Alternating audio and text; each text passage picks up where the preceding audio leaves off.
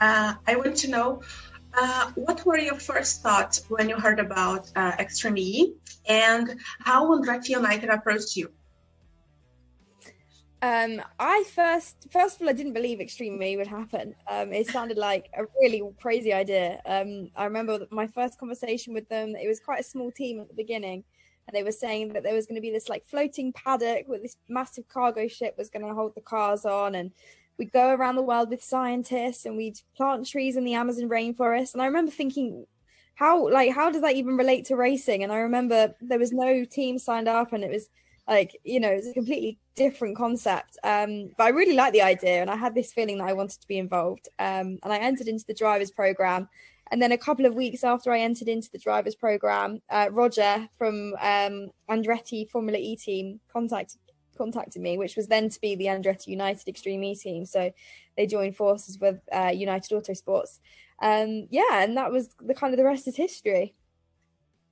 Nice. And you said that you thought it was a crazy idea.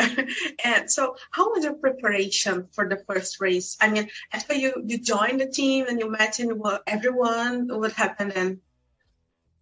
Yeah, it's quite a strange one, because obviously we kind of signed up during the times of coronavirus. So kind of met everyone virtually on Zoom. Half of the team is kind of based in America with the Andretti side, and then the United Autosport side in the UK. So I kind of went up to United Autosports and met Richard Dean and the team up there, which is they've got amazing historic car collection as well up there, which is really impressive to see. They've got Ayrton Senna's last go-kart, and it was really cool to be around that. I met Timmy at the first Extreme E test that we did in Spain. It's in the south of France, sorry, there was one before that. I didn't meet the team until our first test as a team, so we'd already all signed together by then. So it was strange. And obviously with the kind of the championship doesn't have a lot of testing to keep the carbon footprint down. So it's quite different to traditional motorsport. We don't spend that much time together, so it's all kind of done remotely via Zoom. And Timmy and I have made the effort to train together. We went and did some sand training, and I also went to Sweden where he lives to train there with him before the first race, which was cool. Everything else is sort of done remotely on the internet at the minute. Fantastic. It's amazing. You are so dedicated. And when you went to Saudi, what happened there? I mean, it was the first ever race of this new series, and it was new to everyone. And I don't know, did you already met some of them, those drivers before, or you were just new to everyone? Mostly new, yeah, because it's kind of a new championship. So what was quite nice is that there's not the old dogs of the championship there. Everybody was new, all the teams were new, even the staff. So everybody was learning together, and there was a sense of community that everybody wanted to make it successful. Teams wanted to help each other. Teams wanted it to be a success because we all know what we put in to get there. Of course, we still had the competitive element of racing, but we were there for the bigger picture as well. And we did the legacy work on the beaches in Saudi, from the St. Helena. It was a cool time to bond with the other crews as well, because we'll be traveling to really remote locations. So we'll kind of live in each other's pockets this year, I think, in those places. So it's nice to get involved and meet new people, and also from different backgrounds. I know there was quite a few rallycross drivers there who knew each other, but we met people from America, we met people from F1, from single seater racing. So it was cool to all come together and have a bit of time before the race started, so that we could all mingle a bit. Nice. And about the remote locations, is that any experience that you are most excited about? I'm really looking forward to the Brazil, so the Amazon X Prix. I think just because it's like the place that you learn about when you're in school. You build the jungle, and in the rainforest, you build the different layers, and you build this whole awareness around it and around climate change. It's quite an easy one to understand. Deep trees are being cut down, and we need to plant them. It's quite simple but effective. So I think that I'd love to visit there, and I'm excited to see that. But then, having said that, every location looks incredible. The photos, and Saudi Arabia was beautiful, and I'm looking forward to going to Patagonia. And there's not one that you think, I've got to go there this year, but it'll be okay because the others are nice. It is literally like all of them are ticking places off your bucket list. Okay, so coming back into Saudi, I'd like to talk about that puncture, that moment that we were racing or driving, and there was that puncture. What happened? What's crossing to your mind at the moment? Because from here on the outside, everybody was like, "Whoa, this is insane! What's this girl doing?" What is this moment for you? Yeah, it was quite I wouldn't say calm, but yeah, I think I didn't know. So when Timmy basically pulled in to change on the driver changeover, he had the puncture already. He didn't feel it in the car. It was a slow puncture. And so when we did the driver changeover, obviously as a team, there was only a few people up there. And so we were all focusing on just switching drivers. And then I spoke to some of the other teams after the race, and they said that they'd seen it on the video, because obviously the race is happening live and the videos are in the garages. And they'd said that they'd seen us with a flat tire pulling out. And my team said they heard a flat tire as I was leading, but they didn't think that, I didn't complain of anything. So they thought it was okay. But with that surface, it's so buff and bumpy and rough anyway, that you don't, it's not like tarmac where you would sense a puncture immediately. It just felt like I didn't have much grip and that the rear was quite happy on the car. And then a bit further in, the tyre completely blew off. And then I was just running on the rim. So obviously then you definitely know about that. And it was just communicating with my engineer. I just let him know that I had a puncture. He'd seen it as well on the TV. And yeah, to be honest with you, it wasn't that strange for me coming from like a rally background where we're driving like that all the time. We always, if we've got 2 or 5 kilometers left to go, we will never stop to change the tire, because you'll lose more time by changing the tire than you would by just driving with a flat. So I've kind of learned to drive with punctures, and I've done it many times before. So it wasn't something to me that was like, should I stop? Which I think quite a lot of people were expecting. It was the case of, I'm so disappointed we're going to be losing so much time from this, because I could just feel, it was almost like having a one-wheel drive, I could feel the time just ticking away as I was just on the straights. I was trying to be flat out, but I could feel that we were losing time to the others. And obviously with the qualifying format the way it is, every second counted. So I wanted to try and lose as least time as possible. But yeah, when I came in, everybody said, "Oh, you're crazy. I can't believe you drove like that." But to me, it didn't really feel any different to a normal day in the office.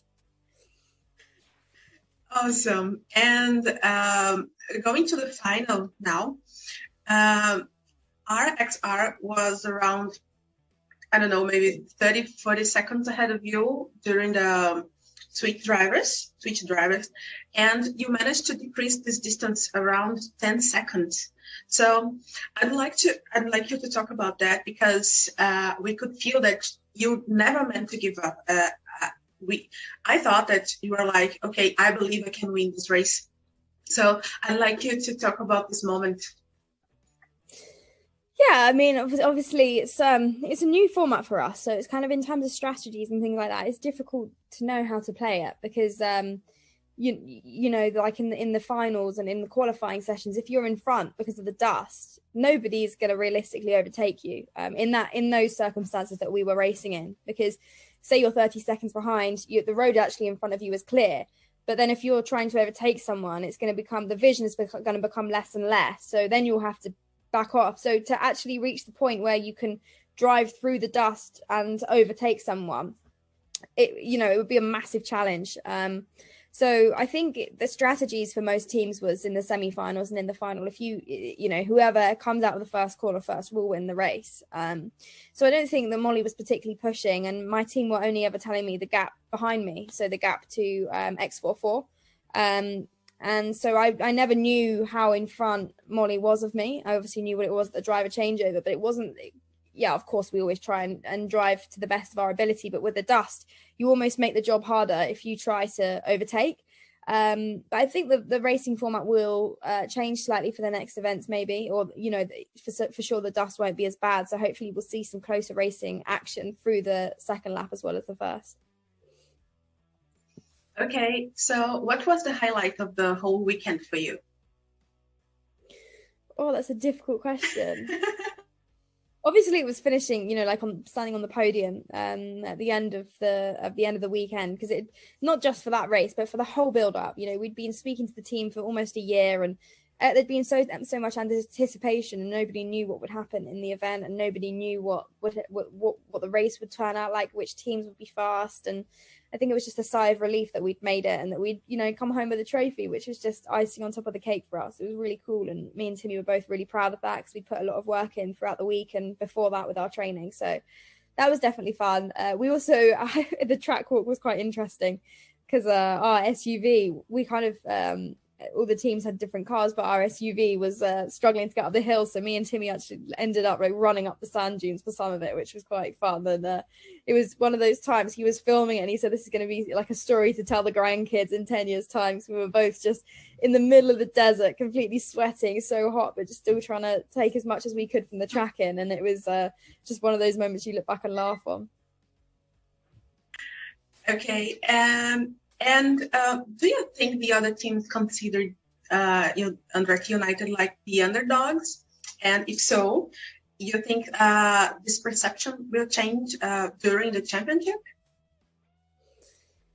I don't know. I haven't really spoken to any of the other teams about it. So maybe they do, maybe they don't. I think getting into the final they did, because obviously we came from the puncher and then made it into the final. But I don't know if that's, I think that's because of that incident. I don't think that they genuinely, you know, consider us to be underdogs in the actual championship. You know, Timmy's world champion, and we both kind of worked really hard to get there. So I'm sure, you know, there will be tight competitions this year, and I hope that there will be. But yeah, definitely, I think it was a nice surprise for us as well to have made it into the final after what happened in the first qualifier.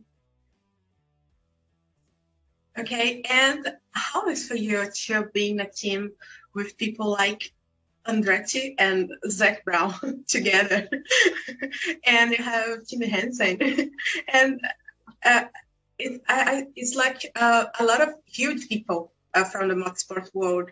And how do you feel about that? Yeah, it's really impressive. You feel quite proud to be, well, you feel extremely proud to be associated with those kind of people, and the success that they've had in their racing series in IndyCar and the United Autosports in Le Mans, and Zach obviously in F1, and Timmy of course in Rallycross, and his legendary family and his dad and the whole story that goes with that. So it's a lot of champions and it's a lot of experience. So it's actually really cool to have access to that, and to have the information and share these experiences with each other. I feel like you grow a lot as a driver, regardless of the championship and what we're working for in terms of people. Actually, it's really inspiring to be around. Awesome. And Extreme, I believe, is one of the most democratic motorsport series that has ever existed, because we have very young people like you, and we have senior people like Carlos Sainz, and very extreme people, talented people there. And we have men and women racing together in the same conditions. And this is amazing, because now we can see more female drivers and look at you and say, okay, I want to be like that girl. I don't know if you already have this perception that you are like a model for girls around all over the world. Do you already feel this? You know, it's a funny thing, because I've experienced it before when I've been on events in rally, and girls have come up to me and asked for autographs and things like that. And at the time when you're getting into the sport, you never consider yourself like that. You're just somebody that's having a go. But even, you know, entering your first event, people will still ask you for an autograph, and you haven't done anything by that point. You're just having a go. So I think really, you know, being a role model is just about showing up for it. And people love the fact that you have a go, especially if it's different. If you're in a male-dominated environment, then already you're doing something cool and people want to encourage it. So yeah, I think it's a powerful place to be. And I try and work with a lot of charities as well in the UK and different organisations that promote that, and especially getting women into motorsport at the right age, whether it be driving or mechanics or presenting or whatever it would be. I do try and encourage that. But yeah, it's still very strange to think of yourself as a role model when I'm still looking up at sports people as role models, and some of them I've had the pleasure of meeting, and then it's quite surreal. And yeah, you kind of have to pinch yourself regularly. Great. So one last question. I would like you to give some pieces of advice to all the girls who want to join this motorsport world. Oh, it's a difficult one, because there's lots of different ways to get involved in motorsport. If you wanted to be a driver, I would see if you know anyone in the motorsport world that could offer you some advice. Locally, there might be a car club. So in the UK, we have like a national governing body for motorsport called the MSA, and then they have local clubs in each area. So I actually started with grass auto testing in my local area, and I just did that in a really cheap car that I'd found in a scrapyard, and you can just take it along, and it's just basically car tricks in the grass following a slalom course, and you can compete from when you're about 14 in that. So I think that's a really cheap and accessible way to get involved. And then obviously you meet people there and you can ask them for their contacts, or you can marshal or volunteer at some events to gain some experience. It really is a sport that helps if you know people in the sport, that they can take you along to an event with them, or you can help them, or get involved that way. But if not, then there's great initiatives now like Girls on Track, which is run by the Women in Motorsport Commission and Susie Wolf's Dare to Be Different, which has merged with Girls on Track now. So we work with young girls in schools and youth groups to encourage them and to show them the opportunities that are there, because half of it is just letting them know they have got a shot too, because we don't see it in the mainstream races. Well, we do now with Extreme E, but historically you don't see that many girls on the F1 grid during prime time racing. So yeah, I think it's just letting them know that they can do it as much as the guys, and to give them the encouragement and confidence to go and pursue it. All right. Katie, thank you very, very much for this interview. I loved it. I hope you have enjoyed it too. And very good luck during the championship. And I'll see you, and I will be supporting you on the next race. Thank you. That's very kind. Thank you. Thank you very much. Bye-bye. Bye-bye.